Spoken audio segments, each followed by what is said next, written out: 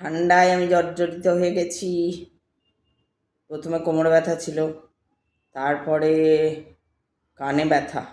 কানে ব্যথা মানে এই দেখো কেমন কান ফুলে গেছে আমার, দেখতে পাবে না। ওষুধ টষুধ লাগানো আছে, তো সেই জন্য আমি আসতে পারিনি, বুঝেছ? এখনো ব্যথা কানে, ভাল লাগে না। রোগ ভোগ পছন্দ করি না, তাও দাও কত এটা সেটা লেগেই আছে। তো সেই জন্য আমি আসতে পারিনি। মৌমিতা পাল, মৌমিতা, তুমি আমাকে বলেছ, আমার কথা জিজ্ঞেস করেছো, আমি ভীষণ খুশি হয়েছি। আমি আমার ছোট ছেলেকে দেখিয়েছি তোমার কমেন্টটা, ও খুব খুশি হয়েছে, বলছে ও অ্যাকচুয়াল তোমার ভিউয়ার্স, দেখো খোঁজ নিয়েছে তোমার, এরকম কেউ করে না, খোঁজ নেয় না, তুমি খোঁজ নিয়েছো। আমি ভীষণ ভীষণ ভীষণ ভীষণ খুশি হয়েছি। অনেক অনেক শুভেচ্ছা তোমাকে, অনেক অনেক শুভকামনা তোমার প্রতি। তুমি যাই করছো তাতে তুমি ভালো করে করো, বড় হও, এটি চাইবো। তো আজকে আমি চলে এসেছি আবার নতুন কোনো কথা নিয়ে। যদিও আমি সত্যি কথা বলতে এসের থেকে এত ভুগছি না এই ব্যথাবুতির জ্বালায়, যে আমি কি যে কথাবার্তা বলবো সেরকম কোনো ইয়ে নেই। তো যাই হোক, বলতে শুরু করছি, বলি। আজকে তো অনেকটা তোমরা ভালো দেখছো, খুবই ব্যথা, পুরো এই চোখ ফোক পুরো ফুলে গেছে, দেখো। দাঁড়াও, চশমাটাও তুলতে পারছি না, দেখো চোখটা দেখতে পাচ্ছ, ফুলে গেছে। হ্যাঁ, সব ফুলে গেল, এই দিকটা পুরো, এই জায়গাটা, এই অবধি, না এই অবধি, এইখানে অবধি ব্যথা, এদিকে কোনো ব্যথা নেই, এগুলো কিচ্ছু ব্যথা নেই, এগুলো কোনো ব্যথা নেই। তো যাই হোক, দেখিয়ে দিলাম তোমাদের কেমন ব্যথা হয়েছে। বলো তো এবার, এই ব্যথায় কি করছি? ব্যথায় হচ্ছে সেঁক নিচ্ছি, জল বসে গেছে মনে হয়, ঠান্ডা লেগেছে না, সিনেমা দেখতে গেলাম, দিয়ে রাত্রিবেলা ফিরেছি, তো মনে হয় হাওয়াতে ঠান্ডা লেগে গেছে প্রচণ্ড। তারপরে তো জানোই যে নতুন নতুন সেখানেও আসা যাওয়া, অনেক হাওয়া লেগেছে, গাড়ির হাওয়ায় ঠান্ডা লেগে গেছে। ঠান্ডা লেগে কি হয়েছে আবারে, ঠান্ডা লেগে হচ্ছে তোমার এরম অবস্থা হয়েছে। তো সেই জন্য তোমরা সবাই, আমি ওই জন্য বলি সবাই যত্নে থাকবে। আর আমি ওষুধ বলতে ব্যথার ওষুধ খেয়েছি, প্রচণ্ড ব্যথা, তো সেই জন্য ব্যথার ওষুধ খেয়েছি। আর নুনে পুটলি সেঁক নিয়েছি, গরম জলে সেঁক নিয়েছি, গরম একদম ভাপা জলে সেঁক নিয়েছি, হলুদ লাগিয়েছি, হলুদ জল খেয়েছি, দারচিনি খেয়েছি, এসব খেয়েছি। খেটে আজকে মোটামুটি একটু একটু আর কি ব্যথাটা কম, ব্যথা আছে কিন্তু ব্যথা করছে, কিন্তু এখন কোনো ওষুধ আর খাইনি। কতবার ব্যথার ওষুধ খাবো, একবারে রাত্রির বেলায় খাবো, তার সঙ্গে লবঙ্গও খাচ্ছি। তো এই হলো গিয়ে কথা, আমার কাহিনী শোনালাম সকাল এসের থেকে, যে কেন আসেনি তার ফিরিস্তি দিলাম একটা। তো এরপর হচ্ছে আসল বক্তব্যে যাব। আমি কি বক্তব্য রাখি আজকে, একটা দেখছিলাম, একটা কথা শুনছিলাম, কথা ইয়ে শুনতে গিয়ে দেখলাম, হ্যাঁ এটা বেশ টপিক করে বলা যায়। সেটা হচ্ছে যে তোমার আমরা বলি না, দেখবে যে ক্ষমা করে দেওয়া উচিত, ক্ষমা করে দেওয়া, এই কথাটা খুবই ঘোরে, ক্ষমা করে দেওয়া উচিত, যে যাই করুক ক্ষমা করে দেওয়া উচিত, ক্ষমা করে দেওয়া উচিত। আমিও এটা ভাবতাম যে হ্যাঁ সত্যি তো, মানুষের প্রতি রাগ রেখে কোনো মানে ইয়ে হয় না, ভালো তো হয় না, রাগ রেখে কি দরকার, ক্ষমা করে দেওয়া উচিত ইত্যাদি ইত্যাদি এসব ভাবতাম। আর সেই ওইটা দেখার পরে, ওটা শ্রীকৃষ্ণেরই ইয়েতে কথাটা এসছে আর কি, যে বলছে যে যদি কেউ ভুল করে তাহলে তাকে ক্ষমা করে দেওয়া উচিত, কিন্তু যদি কেউ ষড়যন্ত্র করে তাহলে তার কোনো ক্ষমা হতে পারে না। কথাটা কিন্তু আমার মনে লাগলো, তাই জন্য আমি এই কথাটা নিয়ে এলাম।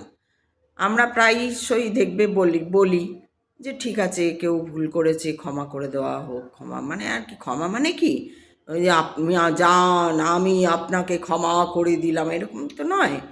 ব্যাপারটা হচ্ছে যে ঠিক আছে, করেছে করেছে, ভুলে যাওয়া আর কি, বা মনে না রাখা, আবার তার সঙ্গে অ্যাজ ইউজুয়াল কথাবার্তা বলা, তাকে একটা সুযোগ দেওয়া, এই রকম ধরনের আর কি।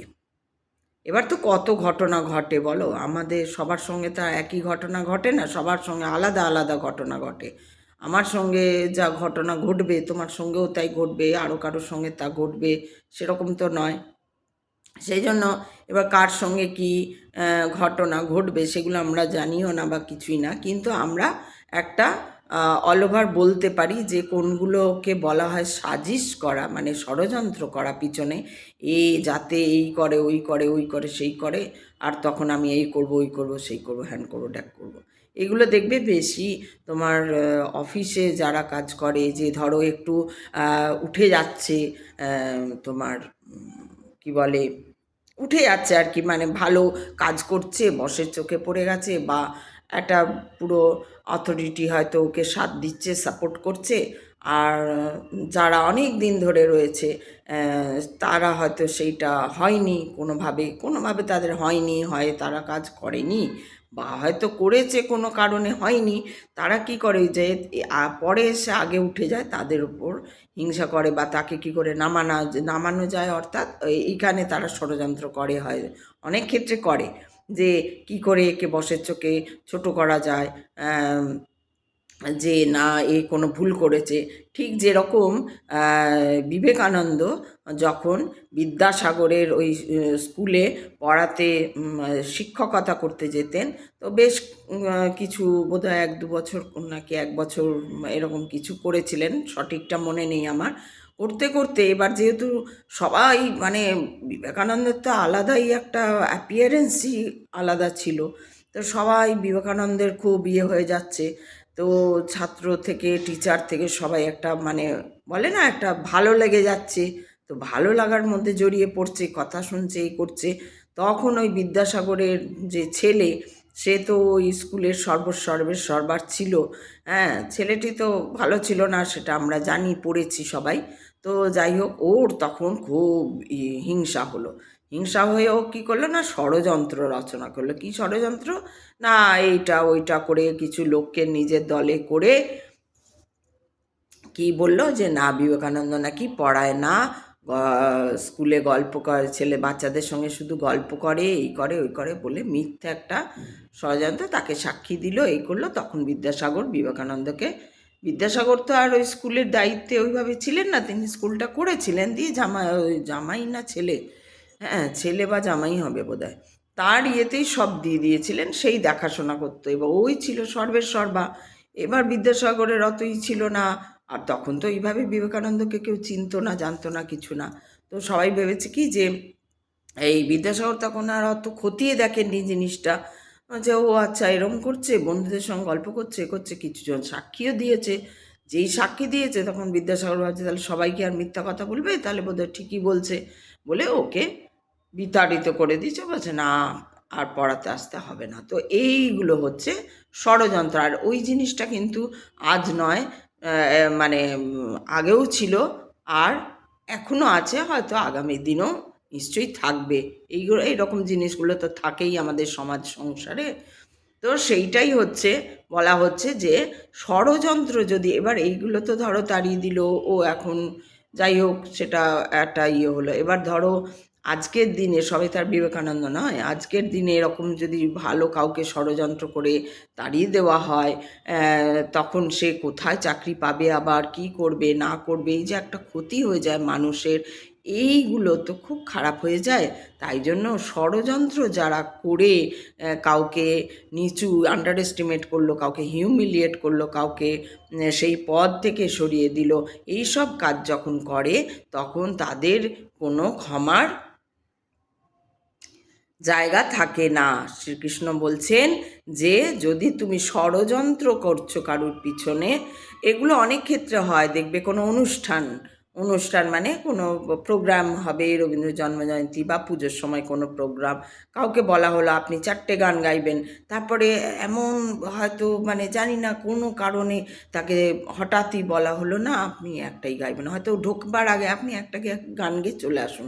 কেন যে ওই 3টে গান বাদ গেল, কেন যারা এই রকম ধরনের প্রোগ্রাম অনুষ্ঠান করে, গ্রুপে করে, তারা ভালো বুঝতে পারে। ধরো নাটকের গ্রুপে গেছো, তোমাকে দীর্ঘদিন ধরে বসিয়েই রেখেছে, তারপরে একটা ছোট্ট রোল হয়তো, আর তুমি এদিকে হয়তো খুব ভালো অভিনয় করো কিন্তু তোমাকে চান্স দেওয়া হচ্ছে না। এগুলো তো আকছার ঘটে, দেখবে ষড়যন্ত্র করা হয় যে ওকে যেন চান্স দেওয়া না হয়। বা তুমি করছিলে, তুমি ভালো হয়তো 4টে গান করবে বা 4টে নাচের সঙ্গে করবে বা অভিনয়, অমুক নাটকটা বড় একটা পার্ট, হ্যাঁ, তোমাকে বাদ দিয়ে দেওয়া হলো। এগুলো শুধু ছোটোখাটোতে হয় না, অনেক বড় বড় বলিউডেও দেখবে সুশান্ত যখন মারা গেল তখন আমরা জানতে পারলাম যে ওকে অনেক বড় বড় ব্যানারেও মানে পেয়েছিল, ওকে নায়ক হিসেবে নেওয়া হয়েছিল, কিন্তু আবার অন্যরা ওকে ষড়যন্ত্র করে সরিয়ে দেওয়া হয়েছে, না ওকে নেওয়া হবে না বা কিছু।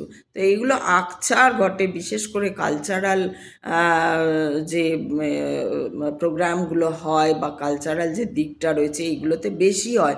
খুব হিংসা, তখন হিংসাগুলো বোঝা যায়। কেউ ইউটিউবেই ধরো শুরু করেছে, একজন তরতর তরতর করে উঠে যাচ্ছে আর একজন উঠতে পারছে না, তখনও হয়তো কোনো নামে কিছু একটা বলে দিল, মিথ্যে পিথ্যে বলে দিল, দিয়ে ওর বেচারা চলে গেল। এবার কেউই বেচারা নয়, ও মানে ওই আর কি, শুধু শুধু কারুর ক্ষতি করা হয়ে যায় না, ও করছে ওর হচ্ছে তুমিও করো, এই হচ্ছে কথা। কিন্তু আমরা মানুষরা এইগুলো ভাবতে পারি না, তাই না বলো?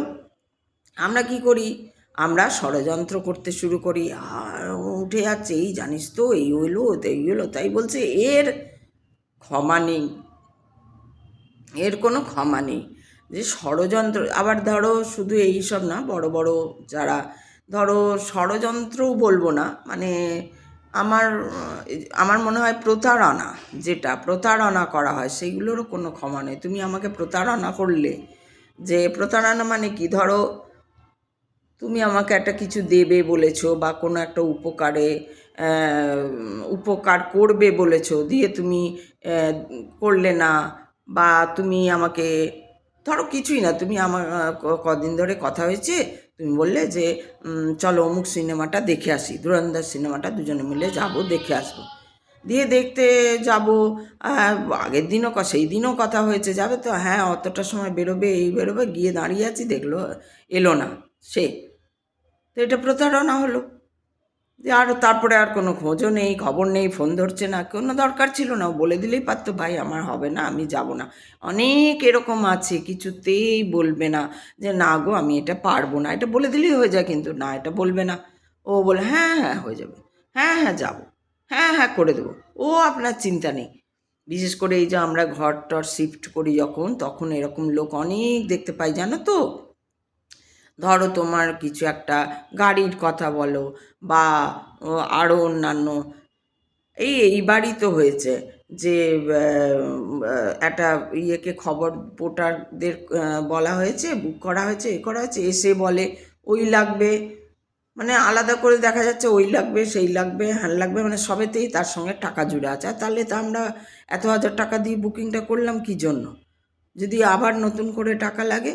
তো তারপরে যাই হোক ওরা সব মানে কথাবার্তা বলে জিনিসটাকে একটুখানি আয়ত্তে আনলো, তাও নিয়েছে এত।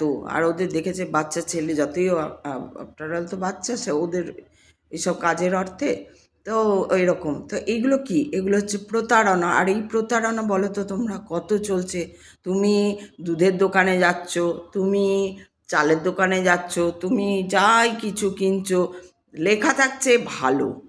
তুমি আজকাল এই যে কিছুই না, আমাদের ফ্লিপকার্ট, অ্যামাজন, মিশো, অমুক তসুক, এগুলোতেই দেখো না কেন দেখাচ্ছে সুন্দর, লেখা আছে সিল্ক কটন অমুক এই, তারপর তুমি যখন আছো ওমা এ তো জেল জেলে সিনথেটিক, পড়ি না তো এটা, এই বাবা তোমার, তুমি ফেরত দিতে পারছো, টাকা চলে আসছে, সবই হচ্ছে, কিন্তু ভাই তুই লিখছিস কেন সিল্ক কটন, লিনেন কটন, অমুক কটন, কটন লিখছিস কেন, কটন তো আলাদা। তা এইগুলো হচ্ছে প্রতারণারও সামিল, প্রতারণা ইয়ে। এবার এগুলো কিন্তু সংসারেও হয়। তুমি সব ভাই বোনরা রয়েছে, বাবা মার এক ছেলে মেয়েকে পছন্দ নয়, কোনো একটা দেখবে এটা থাকে, আমি আগেও বলেছি ভিডিওতে। তো ছেলে মেয়েকে, কোনো একটা ছেলে মেয়েকে কোনো কারণ নেই, তার নির্দিষ্ট যে কোনো কারণ থাকবে তা নয়, হতেই পারে পছন্দ নয়, ওকে হঠাৎই কোনো কিছু দিল না, ওর নামে মিথ্যে বলে বেড়ালো লোকের কাছে, ও তো অমুক, ও তো তসুক, ও কথা শোনে না, ও জেদি, ও অমুক, ও তসুক, হাজারটা কথা শুনিয়ে দিল, মানে কথা না, হাজারটা লোকের কাছে রটিয়ে রাখলো। লোকে ভাবলো হ্যাঁ সত্যি বাবা মা কি আর মিথ্যে কথা বলবে। এই বাবা মার একটা গল্প বলি শোনো তাহলে। আজকে একটা গল্প বলি, বাবা মা ছেলে মেয়েদের জন্য কি করতে পারে। এই তোমার হরিশ্চন্দ্র, রাজা হরিশ্চন্দ্র, আর ওনার মিসেসের নাম, মানে বউয়ের নাম আমি ভুলে গেছি, রানী, রানী কি বাই যেন, মীরা নাম কি, বউয়ের নাম ভুলে গেছি গো, সরি। তো ওরা তো রাজা ছিল, তো ওদের যে ছেলে ছেলে ছিল, 5টা ছেলে ছিল, কিন্তু 5টা ছেলেই রাজা হরিশ্চন্দ্র আমরা জানো দান ধ্যান অমুক তসুক, ভালো ভালো খুব ভালো। ওর ছেলেগুলো সবই উল্টো হয়ে গেছে, সব কটাই এসছে উল্টো। সারাদিন শুধু মানে ছোটোর থেকে তো দুষ্টুমি করতো, তারপরে বড় হয়েছে, লেখাপড়া করতে চায়নি, কোনো শিক্ষা নিতে চায়নি, এই না সেই না করে, আর যখনই একটু বড় হয়েছে ওই আমার বাবার জায়গা, আমার বাবার এই, আমার বাবা বলে লোকের ওপর অত্যাচার করে, এই করে ওই করে ওই করে ওই করে। তো এক এক সময় মাথা চাড়া দিয়ে ওঠে, দিয়ে রাজা হরিশ্চন্দ্র এবং তার বউ মিলে বলে যে কি করা যায় কি করা, কিন্তু যতই হোক মোহ, আর রাজা হরিশ্চন্দ্র তাদেরকে একটু ওই প্যাম্পারিং করে মানুষও করেছিল। তো ছেলে বলে একটা বংশধর, তখনকার দিনে তো বিশাল ছিল এইসব ব্যাপার স্যাপার। তো এবার কি হয়েছে, তো এরম করছে করছে, তো ওরা আলোচনা করে যে না এটা তো ঠিক করছে না, ঠিক করছে না, বোঝাতে হবে, বলতে হবে, দুজনেই বোঝায়। তো একদিন ওর বউ আর কি হয়ে গেছে, বলছে দেখো আমি কখনো ভালোবেসে বুঝিয়েছি, কখনো রেগে বুঝিয়েছি, কিন্তু এ তো বুঝবারই পাত্র নয়, সবাইকে সারা রাজ্যবাসীকে মানে একটা ইয়েতে রাখে আর কি, ভয় আতঙ্কে থাকে ওদের, সবাই এই সব করে করে। তো এরম চলে চলে, কেউ কেউ কারুর কথা শোনে না, বাবা মার কথা শোনে না, কিচ্ছু করে না করে না। তো একবার কি হয়েছে এরকম, জঙ্গলে গেছে ওরা শিকার করতে, জঙ্গলে গেছে, একদম ঘন জঙ্গলে চলে গেছে। হ্যাঁ, তো জঙ্গলে গিয়ে কি হয়েছে, দেখছে যে এক গর্গমুনি আছে, সেই গর্গমুনি পুজো করছে, মানে যজ্ঞ করছে। আর ওরা বলছে এই সরে যাও, জানো না এটা আমার বাবার জায়গা, আমাদের জঙ্গল, এই তুমি এখানে যেখানে ওই করছো, সরে যাও, যেতে দাও আমাদের। তো করছে যে না দেখো আমি যজ্ঞ করছি, এই করছি, অন্য দিক দিয়ে পথটা অন্যদিকে করো, এ করো, সে শোনেনি, যজ্ঞ ফজ্ঞ ভেঙে মানে ঋষিকে একদম এই মারে তো সেই মারে করে দিয়ে এইবার বাড়ি এসে বলেছে যে বাড়ি এসে তো মা বাবাকে বলেছে, কিন্তু ঋষির ওপর যে ও হাত উঠিয়েছে বা তাকে অত্যাচার করেছে বা ই করেছে, যজ্ঞ ভঙ্গ করে দিয়েছে, এইসব কথা কিছু বলেনি, চেপে গেছে। এবার এইসব কথা তো চাপা থাকে না, এমনিতেই সবার রাজ্যবাসী সবাই বলে যে রাজা আমাদের এত ভালো, অথচ এদের ছেলেরা একদম রাজপুত্রগুলো একদম গোল্লায় যাওয়া, এই সেই সবাই থাকে। তো কথায় কথায় কথায় কথায় হরিশ্চন্দ্রের কানে ঢুকেছে যে কি হয়েছে, যে না এরকম হয়েছে, গর্গমুনির উপর অত্যাচার হয়েছে। দিয়ে কি করবে কি করবে, হরিশ্চন্দ্র তো ভীষণ চিন্তায় পড়ে গেছে। ঋষি ঋষির গায়ে হাত দেওয়া, বাপরে এ তো অপরাধ হয়ে গেছে, এখনই মানে বংশ হয়ে যাবে, অভিশাপ দেবে নিশ্চয়ই, যে বংশ যাতে চলে যায়, কী হবে। আর ঋষি বোধহয় এরম অভিশাপও দিয়েছিল কিছু একটা। দেখো আমার না এত ব্যথা করছে, আমি এই দিকটা খুলে রাখি, খুব ব্যথা করছে, এই যে মাথাটা নাড়ছি তো ব্যথা করছে, উফ বাবারে খুব ব্যথা করছে। তো যাই হোক, দিয়ে তোমার দিয়ে বলছে যে এরকম, দিয়ে কি করবে কি করবে চিন্তা করেও পাচ্ছে না যে কাকে ডাকবে, কি বলবে, ছেলেদের কথা বলাও যাচ্ছে না, মানে ছেলেদের তো নিন্দে মানে বলতে হবে যে আমার ছেলেরা এরকম করে করে কি হয়েছে না, একদিন ওরকম মানে ওরম ভাবছে ভাবছে কাকে গিয়ে কোথায় গিয়ে কি বলবে, দেখছে বশিষ্ঠ মুনি ওদের বাড়িতে আসছে। হচ্ছে ভালো হয়েছে, হরিশ্চন্দ্র ভাবছেন ভালো হয়েছে, এনার সঙ্গে একটু আলোচনা করে দেখব কি হয়। দিয়ে তারপরে এসছেন, তখন কথায় কথায় অতিথি সেবা করেছেন, খাওয়ার দাওয়ার হয়েছে, বেশ খাওয়া দাওয়ার পরে উঠে তখন বলছে যে ঋষি মহারাজ, আমার এইরকম এরকম ঘটনা, আমার ছেলেরা এই অন্যায় করে ফেলেছে, আমি এখন কিভাবে মুক্তি পাবো। বশিষ্ঠ মুনি তো শুনে একদম সাংঘাতিক হয়েছে যে বাবারে, এ তো মহা অপরাধ হয়ে গেছে ছেলেদের দ্বারা। তখন বলছে ঠিক আছে, দাঁড়াও দেখছি কি করা যায় বলে উনি একটুখানি ধ্যানে বসেছেন বেশ কিছুক্ষণ। এবার সবাই বসে আছে, শুনছে যে মানে বশিষ্ঠ মুনি কী বলবে। দিয়ে সবাই বসে আছে, দিয়ে বশিষ্ঠ মুনি একটু পরে ধ্যান খুলে বলছে তো মহা অপরাধ তো হয়েছে, কিন্তু রাস্তা তো সব কিছুরই আছে, এটারও রাস্তা আছে। কি না, তোমাকে সূর্যদেবের যজ্ঞ করতে হবে। সূর্যই তো সকল অন্ধকার দূর করে। সূর্যদেবকে ডেকে তোমাকে তাকে ডেকে তাকে ক্ষমা চাইতে হবে এবং বলতে হবে যাতে না হয়, বংশ যাতে না চলে যায় আর কি, ওদের হত্যা কোনোভাবে মৃত্যু না হয়ে যায় ছেলেদের, সেইটাই বলতে হবে আর কি। বলছে তাহলে কি, বলছে ঠিক আছে, তাহলে একবার আমি ওদেরকে লাস্ট টাইম বুঝিয়ে বলছি। বশিষ্ঠ মুনি বলছে তোমার পুত্রদের ডাকো, একবার বলছি, যদি ওরা শোনে, যদি না শোনে তাহলে তোমাকে এটা করতেই হবে, তখন আমি তোমাকে সমস্ত বিধি বিকল্প বলে দেবো। বলছে মহারাজ তাহলে আপনিও যদি থাকেন, বলছে হ্যাঁ নিশ্চয়ই যোগ্য হবে, আমি থাকবো।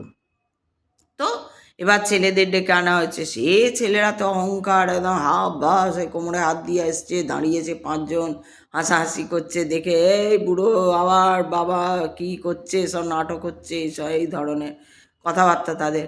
তো বলছে যে এরকম বশিষ্ঠ মুনি বুঝাতে গেছেন, বুঝিয়েছেন। ও পাত্র না হা করে হাসতে হাসতে চলে বলছে আপনারা নাটক করুন, ওই সব ফালতু আমাদের দেখাতে আসবেন না, আমাদের এই নেই, এইসব করে চলে গেছে। বশিষ্ঠ মুনি তো মানে বাবার সামনে, হরিশ্চন্দ্রের সামনে বশিষ্ঠ মুনিকেও ওই রকম করছে, যখন এই হরিশ্চন্দ্র খুব রেগে উঠে ওদেরকে মানে করতে যাবে, তখন বশিষ্ঠ মুনি ওনাকে হাত দেখিয়ে বলেছেন আপনি শান্ত হন, বসুন। দিয়ে ওরা যাই হোক এসব হাসাহাসি করে চলে গেছে যখন, তখন বশিষ্ঠ মুনি বলছেন যে না, তোমাদেরকে মানে এই যজ্ঞটা করতেই হবে কোনোভাবে। হয়তো ছেলেরা দেখবেন বাধা দেবে, ওই করবে, কিন্তু আপনাদের এই যজ্ঞটা করতেই হবে। তো ওরা আবার তাহলে কি বিধি আছে না, এই বিধি জেনে সব বলে ঠলে দিয়ে অমুক দিন যজ্ঞ হবে, এই সেই করে তখন যজ্ঞ বসলো। উমা যজ্ঞে যেদিন বসেছে সেদিন মানে বসেছে, যজ্ঞে শুরু হয়েছে কিছুক্ষণ 10-15-20 মিনিট হয়েছে। তো বলছে যতক্ষণ না ওই ছেলেদের অহংকার, যজ্ঞ কতক্ষণ হবে না, যতক্ষণ না ওই ছেলেদের অহংকার দূর হয়ে যাবে, যত যে অহংকার যে ইয়েটা নাশ না হবে, ততক্ষণ তোমাদের যজ্ঞ করে যেতে হবে, যত দিন লাগে তাতে, এইভাবে যজ্ঞ করে যেতে হবে। তো মহা তো যাই হোক, এবার ওরা কি করবে, ছেলেদের প্রাণ চলে যাবে, মা বাবা তো সহ্য করতে পারবে না ছেলেদের জন্য, মা বাবা তাই করতে প্রস্তুত হয়ে গেছে। বলছে ঠিক আছে, দিয়ে যজ্ঞ শুরু হয়েছে, সব বিধিকল্প দিয়ে যজ্ঞ শুরু হয়েছে। কিছুক্ষণ পরেই শুনতে পাচ্ছে যে একদম 5 ছেলের মধ্যে নিজেদের মধ্যে মারাপিটি শুরু হয়ে গেছে, কি জায়গা জমি ওই সব নিয়ে মারাপিটি শুরু হয়েছে। এবার রাজার কাছে খবর আসছে, সৈনিক আসছে, এসে রাজাকে কানে কানে বলছে রাজা এই অবস্থা, মানে মানে ছোট পুত্রকে মেরেই দেবে এরকম একটা অবস্থা, তলোয়ার বার করেছে তলোয়ারের আওয়াজ পাওয়া যাচ্ছে, খনখন আওয়াজ, চারিদিকে একটা অবস্থা। সেই আর মায়ের মন তো একদম এই রে মেরে দেবে, যাই গিয়ে থামাই, এরকম একটা ব্যবস্থা দিয়ে ও যজ্ঞ থেকে উঠতে যাচ্ছে, তখন আবার বশিষ্ঠ মুনি বসতে ইশারা করেছে, তুমি বসো, উঠবে না। দিয়ে ও তখন আবার বসে পড়েছে, মন তো ওইখানে পড়ে রয়েছে যে কি হয় একটু পরে দেখছে যে ভীষণ একটা বজ্রপাতের মতন আওয়াজ হয়েছে, আর একটা তলোয়ারেরও আওয়াজ হয়েছে, তার সঙ্গে একটা সে মরণ চিৎকার আওয়াজ করেছে। তো সবাই ভেবেছে বোধহয় মরে গেছে, ইয়ে কি বলে, মরে গেছে। ওর বউ ভাবছে এই হয়েছে। সেদিনের মতো যখন যজ্ঞ শেষ হয়েছে, সেদিনের মতন তখন গিয়ে দেখছে না, সবাই পড়ে আছে, মানে বজ্রতে ইয়ে হয়ে গেছে আর কি, মানে সবাইকে একদম সেই ঝলসে দেওয়ার মতন করে দিয়েছে। কেউ কাউকে মারতে পারেনি, সবাই মোটামুটি বেঁচেই আছে। এই করতে করতে করতে করতে ওদের একদম নাস্তা নাবুদ করে একদম শেষে ওদের মানে এমন হয়েছে, ওরা সেই রাজ ঘর ছেড়ে বাইরে বেরিয়ে ভিক্ষা করছে, লোকের কাছে চাইছে, খাচ্ছে, লোকে দিচ্ছে না, তাড়িয়ে দিচ্ছে, দরজা বন্ধ করে দিচ্ছে, গালি দিচ্ছে, এই অবস্থা করে করে করে লাস্টে যখন ওইদিকে ওরা কিন্তু মা বাবা কিন্তু যজ্ঞ করেই যাচ্ছে যে পুত্রকে সঠিক মানে একটাই জামা পুত্রদের সঠিক ইয়েতে ফিরেন করতে করতে ওদের যজ্ঞে স্বয়ং সূর্যদেব প্রকট হয়ে যখন বলছে আমি তোমাদের যজ্ঞে পূজায় সন্তুষ্ট হয়েছি, বলো তোমরা কী বর চাও। তখন মা মানে হরিশ্চন্দ্র, রাজা হরিশ্চন্দ্র এবং তার বউ বলছেন যে আমার বাবা এইরকম অবস্থা, আমার ছেলের অহংকারে এই করেছিল, এখন আপনি যে করে হোক তাদের অহংকার সরিয়ে তাদের ক্ষমা করে দিন, তারা জীবনে অহংকার না থাক, সব কিছু থাক, কিন্তু ছেলেরা যেন প্রাণে বেঁচে যায়, যতই হোক যেন মা বা পুত্র না দেখতে, অশোক না পেতে হয়, সেই আশীর্বাদ করো। আমার হচ্ছে ঠিক আছে করে তারপরে সেই মানে ছেলেরা দেখছে এসছে, এসে তখন দেখছে ছেলেদের মুখগুলো সেই তখন যে দম্ভ হা এ হাসছে, আর সেই বিকিরির বেশ মুখ তুসুক আর মুখে চোখে মায়া দয়া করতে করতে তখন সূর্যদেব কি করেছে যে তথাস্তু বলে ছেলেদের মানে ছেলেদের নাম করে তার মন্ত্র পড়ে দিয়েছে। তখন দেখছে ছেলেরা আবার আগের ফিরে, ওটা তো ওরা করতে হচ্ছিল ওদের জন্য, তো ওই পুজো যজ্ঞ হচ্ছিল বলে অহংকার যাতে নাশ হয় তার জন্যই ওদের দৌড়ে দৌড়ে ঠোকর খেতে হচ্ছিল। তো বাবা মার বুক ফেটে যাচ্ছে, ছেলের প্রতি যে মোহ ভালোবাসা, হ্যাঁ, আর ছেলেদের মানে রাজা তার ওপরে, তার ছেলেদের এই অবস্থা, তাড়িয়ে দিচ্ছে প্রজারা, এই সেই বদমাইশ ছিল তো, খুব মারতো ধরতো লোককে। তো যাই হোক এই করে লাস্টে দেখা যাচ্ছে যে সেই ছেলেদের মোহ মানে ছেলেদের অহংকার নাশ হলো, এই হলো। তখন ওরা সবাই মিলে সূর্যদেবের পায়ে ধরে ক্ষমা চাইলো, বাবা মার পায়ে ধরে ক্ষমা চাইলো, বশিষ্ঠ মুনির পায়ে ধরে ক্ষমা চাইলো, এবং পরে গর্গ মুনির কাছে গিয়ে ক্ষমা চেয়ে যে আমরা জানতাম না, ভুল হয়ে গেছে, এই হয়ে গেছে, এইসব করে ঠিক হলো।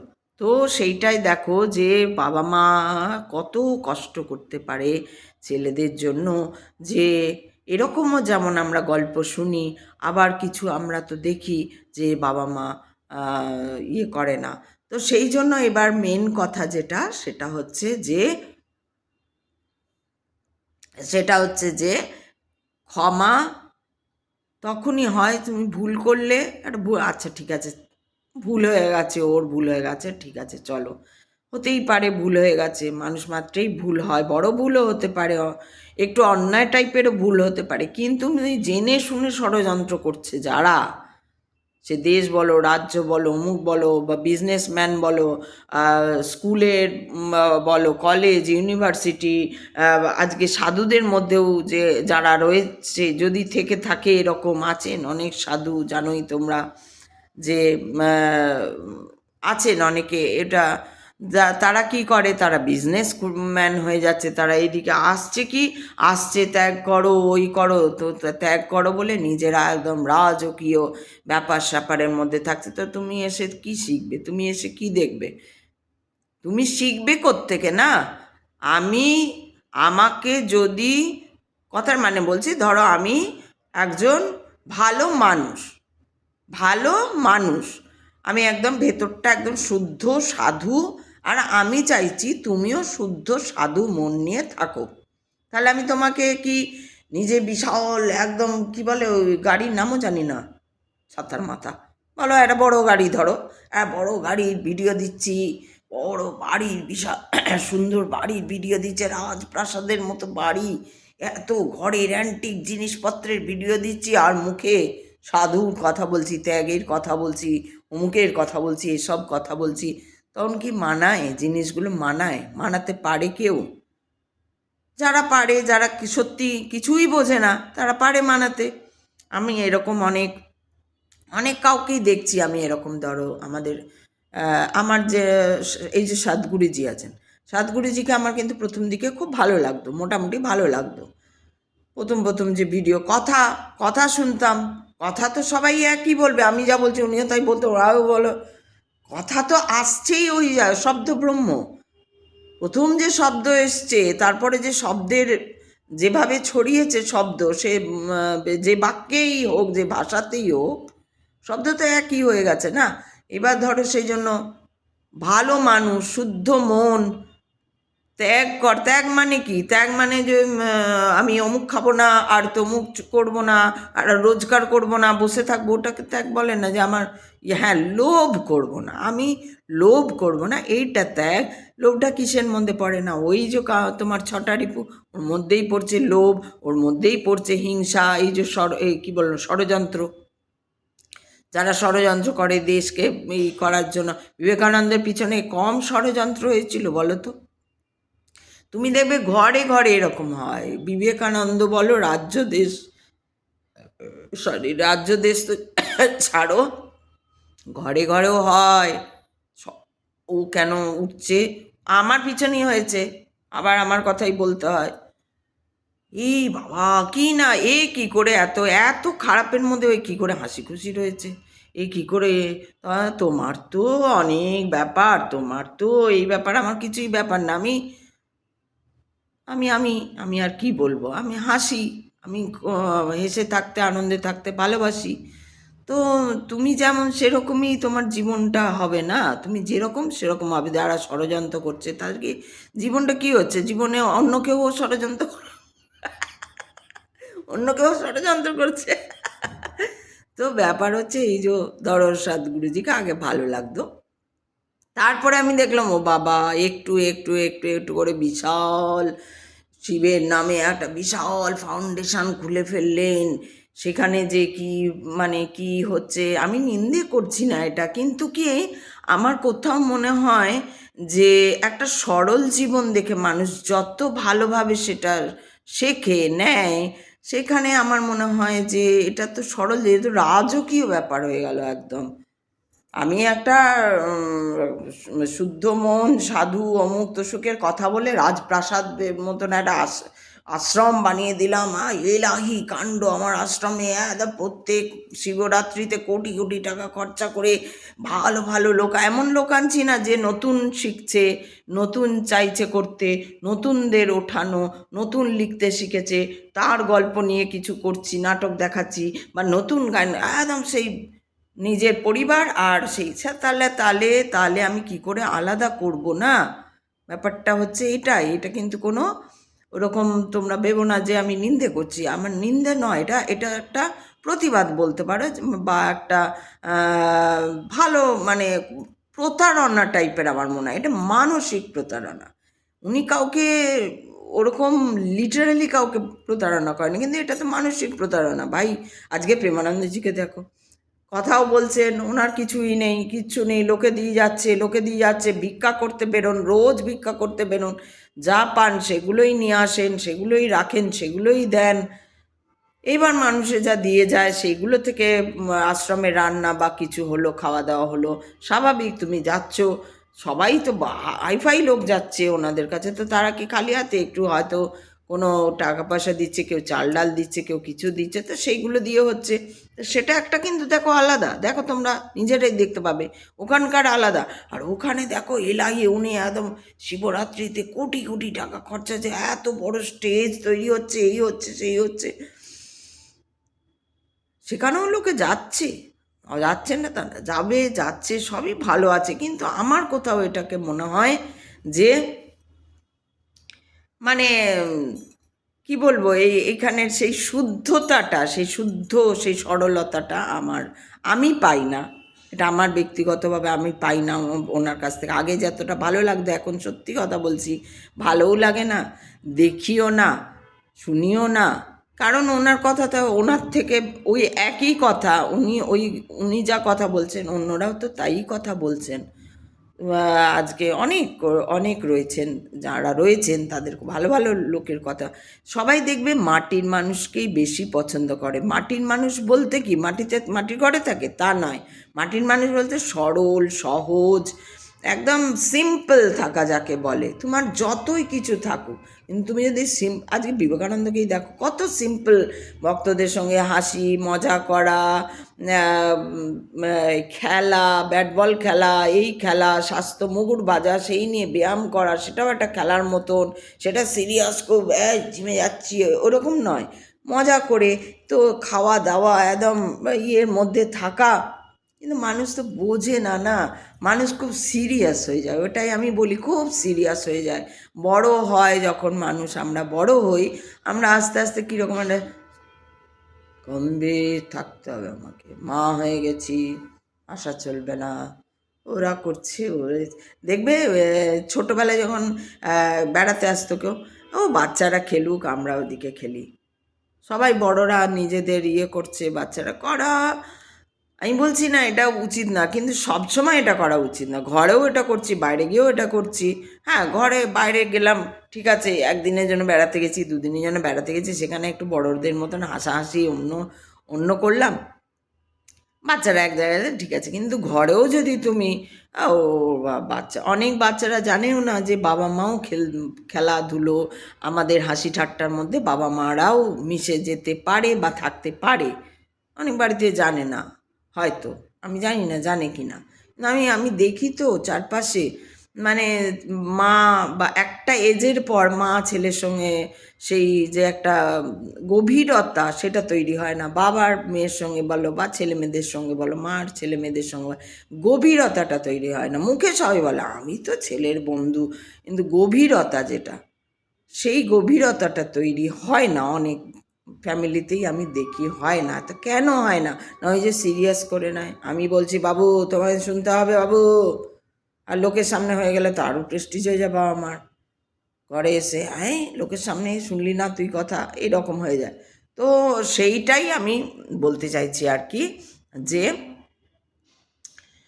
এই জিনিসগুলো হচ্ছে যে এই ধরনের কর্মকাণ্ডগুলো যেগুলো ঘটে, যে ষড়যন্ত্র করা, তারপর প্রতারণা করা, এইগুলো কখনো ক্ষমা করা উচিতই নয়। সেটা কে বলছেন? স্বয়ং শ্রীকৃষ্ণ বলছেন। স্বয়ং শ্রীকৃষ্ণ বলছেন, যারা ষড়যন্ত্র করে, যা অন্যের খারাপের জন্য, যারা হিংসা করে, যারা প্রতারণা করে, তাদেরকে কখনো ক্ষমা করা উচিত না। ক্ষমা কাদের করবে? যদি কেউ ভুল করে ফেলে, তুমি বুঝতে পারছো ভুল করে ফেলেছে, তুমি ওকে ভুলটা বললেই ও হয়তো আচ্ছা ভুল হয়ে গেছে, বা আচ্ছা আর কোনো দিন করবো না। সে বড় হোক ছোট হোক, যে বয়সেরই হোক, যেখানকারই হোক, সে যদি মনে করে যে না এটা তো ভুল হয়ে গেছে, তাহলে সেই ক্ষেত্রে আচ্ছা ঠিক আছে, চলো ওর দ্বারা ভুল হয়ে গেছে, ক্ষমা করে দিই, অর্থাৎ ঠিক আছে ছেড়ে দাও, জানে দো, ঠিক আছে। আর যদি সেটা না হয়, যদি দেখি ও বাবা এই তো আমার পিছনে ষড়যন্ত্র করা হয়েছিল, বা এই তো দেখছি এরা তো ষড়যন্ত্র করছে ওকে করার জন্য, এইগুলোতে কখনোই ক্ষমা করা উচিত নয়।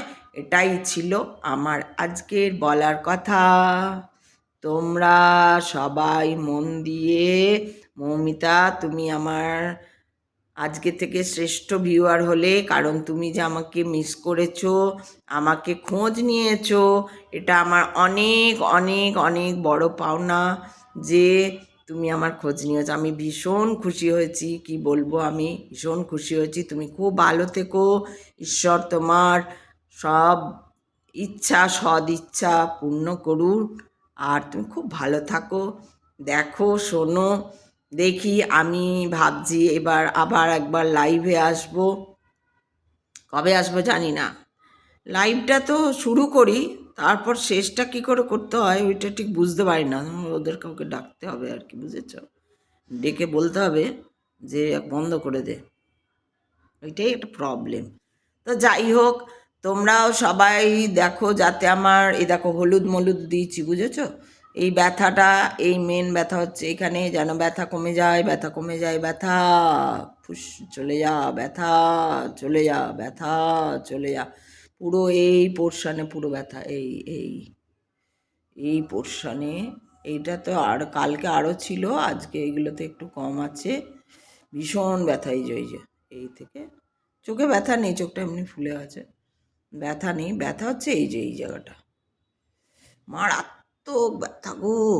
তো যাই হোক, তোমরাও দেখো যাতে আমার ব্যথা সেরে যায়, তাহলে আমি সুস্থ হয়ে যাব তাড়াতাড়ি। ঠিক আছে মৌমিতা, তুমি আমার ব্যথার জন্য একটু প্রে করো, খুব ব্যথা আমার। তো টুপিটাও পরতে পারছি না, এদিকে ঠান্ডা লাগলে আরও ব্যথা করছে বাবা। এখন বুঝতে পারছি গো, বয়স হচ্ছে, বুঝলে? একটুতেই আগে কত কাজ করতাম, এখন পারি না, জানো তো, ওরা কত কাজ করছে, কিন্তু আমি পারছি না, কারণ আমার একটুতেই শরীর খারাপ হয়ে যাচ্ছে, এই ব্যথা করছে, ওই ব্যথা করছে। কত সুন্দর একটা সুন্দর শুরু করেছিলাম, ব্যায়াম ফ্যায়াম এইসব চক্করেতে সব গেছে, ব্যথাটা কমুক, দাঁড়াও আবার শুরু করব ভালো করে। এই হচ্ছে কথা, আজকে চললাম। তোমরা সবাই খুব ভালো থাকবে, খুব ভালো থাকবে তোমাদের। মৌমিতা, আমি যদি আমার কাছাকাছি থাকতে, আমি তোমাকে একটা ছোট্ট গিফট দিতাম, এত ভালো লেগেছে আমার, কি বলবো আমি তোমাকে। তো যাই হোক, কিন্তু আমি চাই না তুমি কোথায় থাকো, আর কত দূরে, আমার তো দেখছি এই কানের অবস্থা, আমি তো কোথাও আর ভয় বেরোবোই না ভাই, আর বেরোবো না আমি, যতক্ষণ না আমার একদম ফিট হয়ে যাব ততক্ষণ। আর জানো, নিচেই কিন্তু মহাদেব বসে আছে, তোমাদের দেখাবো একদিন। কি করে দেখাবো বলো তো? ঠিক আছে, ছেলেদের জিজ্ঞেস করতে হবে কী করে দেখাবো, একদিন দেখাবো তোমাদের, ঠিক আছে? কী করে দেখাবো জানি না আমি, দেখাবো একদিন তোমাদের মহাদেব বসে আছে কোথায়, ঠিক আছে? তাহলে আমরা যাচ্ছি আজকে। কালো হারো, দুঃখ হারো, দরিদ্র হারো, কষ্ট হারো, রোগ হারো, হর হর মহাদেব নমঃ, পার্বতী পতে হর হর। চলো টাটা।